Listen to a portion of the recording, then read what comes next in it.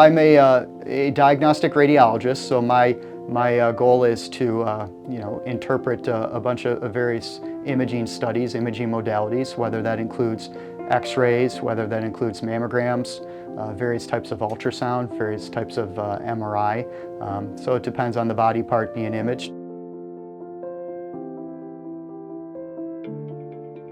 Went to high school at Eden and went to Geneseo, did a biochemistry major, Bachelor of Science, and then went to University of Buffalo Medical School, and then went off to University of South Florida for diagnostic radiology residency, which is 5 years, and then once we finished that up, and then did a breast imaging fellowship for a year, University of Maryland.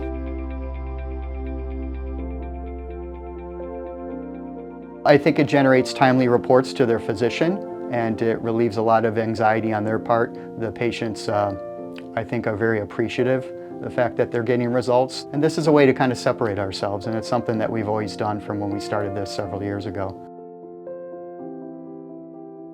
We're finding cancers that are as small as 2-3 millimeters. And that's because of the technology of the mammogram. And then that's combined also with the technology of the ultrasound. All the ultrasound machines are brand new, state-of-the-art, so we're able to find these tiny tumors a lot of times. What happens over time to the contrast within that lesion, and that sometimes will help us determine what we do as far as management of a lesion. It's a small part of what goes into the management of kind of working up a abnormal finding on a breast MRI exam. But it's all important information regarding, what do the margins look like, what happens with that contrast in that lesion, where's the tumor located, and other factors. Was it there before? Is it new? Things like that. Human denial is a very strong emotion. As opposed to finding those tumors that we discussed earlier that are 2, 3, 4 millimeters in size, we'd much rather find that as opposed to your 20 or 30 millimeter tumor, which has a much greater probability of being underneath the arm and elsewhere. Breast cancer likes to go to bone and to lung, unfortunately. So to be able to show up and have early detection is the key, and that's the best thing the patient can do. Is to identify with them, and sometimes they're in denial with what you tell them. Hey, you have an invasive ductal cancer in your breast. It's about this size, and it does happen to be in an axillary lymph node underneath the arm. Pathology was proven in both sites, and sometimes they're initially in denial. They're like, no, not me. This couldn't happen. I definitely didn't see this happening and stuff.